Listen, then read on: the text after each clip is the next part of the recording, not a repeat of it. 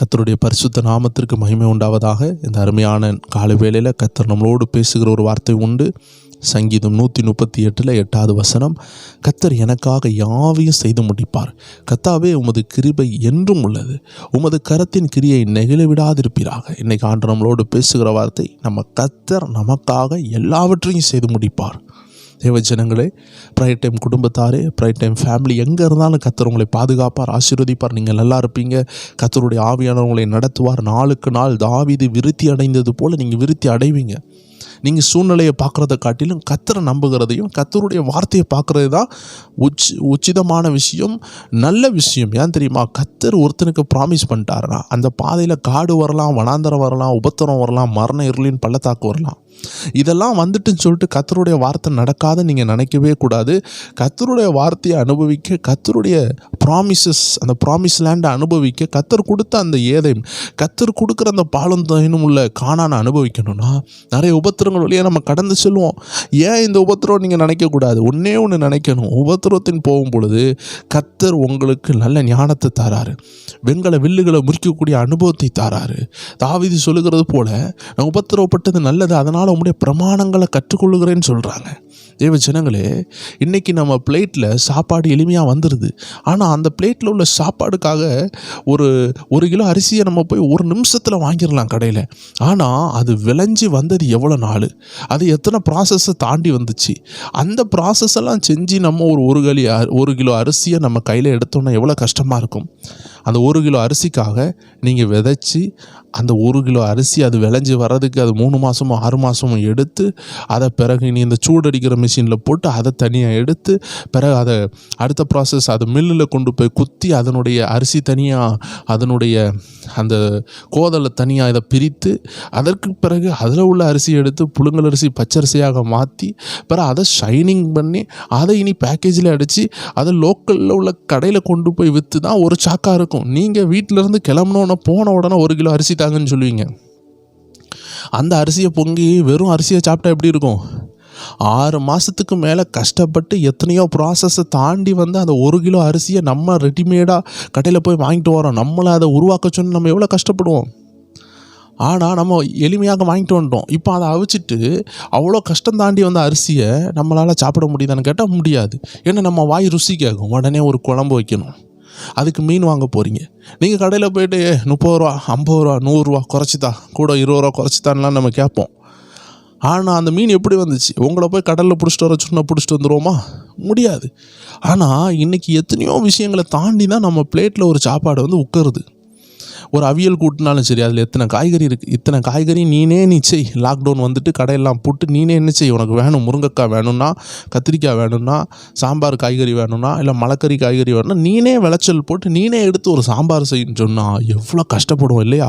ஆனால் இன்றைக்கி எளிமையாக வாங்கிட்டு வந்து எல்லாம் தட்டில் வச்சு சமையல் அம்மா பண்ணி பிள்ளைகளுக்கு கொடுக்கும் பொழுது அதனுடைய ரேட் அந்த பிள்ளைகளுக்கு தெரியாது.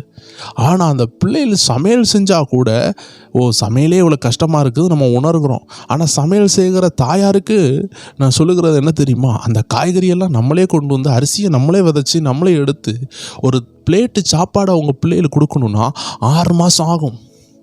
ஏன்னா அந்த அரிசி விளைய வேண்டாமா, காய்கறிகள் விளைய வேண்டாமா? இதெல்லாம் சேர்த்து வர்றது குறைஞ்சது 3லேருந்து 6 மாதத்துக்குள்ளே ஒரு பிளேட்டு சாப்பாடுக்காக நம்ம காத்திருக்கணும். ஆனால் இன்றைக்கி எல்லாமே நமக்கு கையில் டக்கு டக்குன்னு வருது. தேவ ஜனங்களே, அதனால தான் நமக்கு அதனுடைய விலை தெரியல. அதனால தான் இன்றைக்கி பிள்ளைகள் சொல்லுது ரசம் நல்லா இல்லை, சாம்பார் நல்லா இல்லை. ஏன் சொல்கிறாங்க? ஏன்னா அதனுடைய விலை தெரியல. நீங்கள் கஷ்டப்பட்டு ஒரு கூட்டு செஞ்சு கொடுப்பீங்க, அது லைட்டாக உப்பு கூடிடும், உடனே கோவப்படுவாங்க. ஆனால் அந்த காய்கறியை வெட்டுறதுக்கு எவ்வளோ பொறுமை வேணும், அதை வதக்குறதுக்கு எவ்வளோ பொறுமை. இதெல்லாம் செஞ்சு எல்லா கூட்டுகளையும் செஞ்சுட்டு எல்லா சமையலையும் செஞ்சுட்டு ஏதோ ஒன்றில் உப்பு கூடினதுக்கு உங்கள் பிள்ளை சாப்பிடாம மூஞ்சி தூக்கிட்டு போகிறதெல்லாம் நீங்கள் பார்த்துருப்பீங்க. காரணம் என்ன? இதெல்லாம் புரிஞ்சு கொள்ள வேண்டும். காரணம் என்ன? அவங்களுக்கு கஷ்டம்னா என்னன்னு தெரில. அதனால தான் தாவீது சொல்கிறாரு, நான் உபத்திரவப்பட்டது நல்லது, அதனால் உங்களுடைய பிரமாணங்களை கற்றுக்கொண்டேன். தேவ ஜனங்களே, உபத்திரவம் நம்மளை உருவாக்குது. இப்போ உங்கள் பிள்ளை மூஞ்சி தூக்கி போனது காரணம் என்ன? உப்பு கூடினதுனால. ஆனால் அதையே சமையல் செய்ய வைங்க, அது செய்கிறதெல்லாம் உப்பாக தான் இருக்கும். அப்போ அதுக்கு கேவலமாயிரும். ஐயோ, நம்மளுக்கு ஒன்று கூட தெரில, நம்ம அம்மா எவ்வளோ சமையல் செய்கிறாங்க, அப்போ நம்ம அம்மா தந்ததை சாப்பிடணும். உப்பு கூட்டிட்டுனா கொஞ்சம் தண்ணியை கூட ஊற்றிக்கிட வேண்டியதான், இல்லை ஏதாவது ஒன்று செஞ்சு நம்ம அட்ஜஸ்ட் பண்ணிக்கணும். அப்படி ஞானமாக அது வாழ ஆரம்பிச்சிடும். காரணம் என்ன? 2 நாள் சமையல் அறையில் தூக்கி விட்டதுனால நல்ல மாற்றம். இதே போல தான் ஆண்டவர் நமக்காக பல விஷயத்தையும் செஞ்சு, ஒரு விவசாயி எவ்வளோ கஷ்டப்பட்டு நமக்காக பாடுபட்டு நமக்கு இன்றைக்கி சாப்பாடை கொண்டு வராங்க. நிறைய பழமொழி உண்டு. அவர் சேத்துல கால் வைக்க நம்ம சோத்தில் கை வைக்கன்னு சொல்லுவாங்க. அப்போ இன்றைக்கி நம்ம சோத்தில் கை வச்சது காரணம் ஒரு விவசாயி சேத்துல கால் வச்சதுனால தான். அப்படி தான் நம்ம ஆண்டவர் சிலுவையில் தொங்கினதுனால நிறைய ஆசீர்வாதத்தை சுமந்து கொண்டு இருக்கோம். ஆனால் நம்ம உட்காந்துட்டு கவலைப்பட்டுருப்போம், எனக்கு என்ன நடந்துச்சு, எனக்கு ஒன்றும் நடக்கலையே. தேவஜனங்களே, இதற்கு காரணம் தான் ஆண்டவர் நம்மளை பாடுகளில் கொண்டு போவார். அப்போ தான் அந்த சிலுவையினுடைய வலி என்னன்னு தெரியும். நம்ம ஏசப்பாவுக்கு சிலுவையினுடைய வலி என்னன்னு தெரியும். உங்களுடைய வியாதியினுடைய வலி என்னன்னு தெரியும். உங்கள் பணம் இல்லாமையினுடைய வலி என்னன்னு தெரியும். உங்கள் கண்ணீருடைய வலி என்னன்னு தெரியும். உங்கள் பிள்ளை மனம் திரும்பாமல் இருக்கிறவருடைய வலி என்னன்னு தெரியும். உங்கள் வீட்டில் உள்ள போராட்டத்தினுடைய வலி என்னன்னு தெரியும். ஏன்னா அவர் சிலுவையில் சகித்திருக்கிறார். அப்போ உங்களை காட்டிலும் அவருக்கு தெரியும். ஆனால் நீங்கள் செய்ய வேண்டியது, அவருடைய வழியை நீங்கள் புரியாததுனால தான் சில பாதையில் கொண்டு போகிறார். தேவ ஜனங்கள், அதனால் என்ன செய்யணும் தெரியுமா? நீங்கள் கண்டிப்பாக ஆண்டரை நம்பணும். ஏன்னா கர்த்தர் உங்களுக்காக யாவையும் செய்து முடிப்பார். அவருக்கு உங்களை பற்றி நல்லா தெரியுது. உங்களுக்கு அவரை பற்றி தெரியுமா? முன்றைய ஊழியர்கள் கேட்பாங்க, நீங்கள் கர்த்தரை நம்புகிறது சரிதான், கர்த்தர் உங்களை நம்ப முடியுமா? இந்த கேள்விக்கு ஒரு பதிலை சொல்லுங்களேன். நம்ம கர்த்தரை எப்பொழுதும் நம்புவோம், ஐ பிலீவ் லார்ட்னு சொல்லுவோம். ஆனால் கர்த்தர் நம்மளை நம்ப முடியுமா? நம்ம கையின் கிரியைகள் எப்படி இருக்கிறது? நம்ம பரிசுத்த வாழ்க்கை எப்படி இருக்கிறது? கர்த்தர் நம்மளை நம்பினா தான் ஆசீர்வதிப்பார். நம்மளை நம்பணும்னா, இவன் உண்மை உள்ளவன், இவன் அதிகாலையில் ஜெபிப்பான், இவன் ஏழைகளுக்கு இறங்குவான், இவன் அன்பானவன், இவன் மாம்ச இச்சைகள் இல்லாதவன் அவர் சொல்ல முடியுமா? தேவ ஜனமே, யோசித்து பாருங்கள். அதனால தான் ஆண்டவருடைய வார்த்தை சொல்லுகிறது, நம்ம அவரை கண்ணை மூடி நம்பணும். ஏன்னா அவருக்கு எல்லாம் தெரியும், நமக்கு தான் தெரியாது. நமக்கு தான் நிறைய விஷயம் தெரியாது. நம்ம தான் போய் சொல்லுவோம், எனக்கு உதவி செய்யுங்க, எனக்கு இதை நீங்கள் செய்யாமல் இருக்கிறீங்க, இதுக்கு ஏன் காரணம் அப்படின்லாம் வாதாடுவோம். ஆண்டவர் சொல்கிறாரு, நான் எல்லாமே செய்வேன் மகனே. உன் உபத்திரத்தின் பாதையில் உன்னை கொண்டு போகிறது காரணம் உன்னை உருவாக்குறேன். ஏன்னா அந்த சிங்காசனத்தில் உட்காரும் பொழுது நீ சடை பிடிச்சி அவன் முடி வளர்த்துட்டு உட்கார்ற ஒரு கிறுக்க மாதிரி உட்காரக்கூடாது. நீ அழகாக இருக்கணும். நீ இந்த கஷ்டமான பாதையில் போனாதான் உன்னை நீ சுத்திகரிப்ப, உன்னை நான் அலங்கரிக்க முடியும், ஒரு ராஜ மேன்மையில் உன்னை உட்கார வைக்க முடியும். அதான் இந்த பாதையில் கொண்டு போகிறேன்னு சொல்லுகிறார். தேவஜனங்களே, கண்ணை மூடி நம்பலாம். அவர் நமக்காக எல்லாவற்றையும் செய்து முடிப்பார். ஆண்டு நம்மளுடைய உபத்திரத்தெல்லாம் நம்மள்கிட்ட சொல்ல மாட்டார், நம்மளுடைய வெற்றியை மட்டும்தான் சொல்லுவார். செங்கடல் பிளந்து கானானுக்குள்ளே போவீங்கன்னு தான் சொன்னார். அதுக்கு முன்னாடி எத்தனை யுத்தம் வரும்னு அவர் சொல்லலை. இந்த யுத்தம் எல்லாம் நம்மளை பழக்குவிக்கும், வெங்கல வில்ல முறிக்க பழக்குவிக்கும், நிறைய சத்தியங்களை கற்றுக்கொள்ள பழக்குவிக்கும். இன்றைக்கி யாரெல்லாம் உபத்திரத்தில் இருக்கிறீங்களோ உங்களுக்காக கர்த்தர் எல்லாம் செய்து முடிச்சிருவார். ஆனால் நீங்கள் போகிற உபத்திரவம் அவர் உங்கள்கிட்ட சொல்லலை தான், ஆனால் இது உங்களை உருவாக்கும். எத்தனை பேர் உங்களை உருவாக்க ஒப்பு கொடுக்குறீங்க?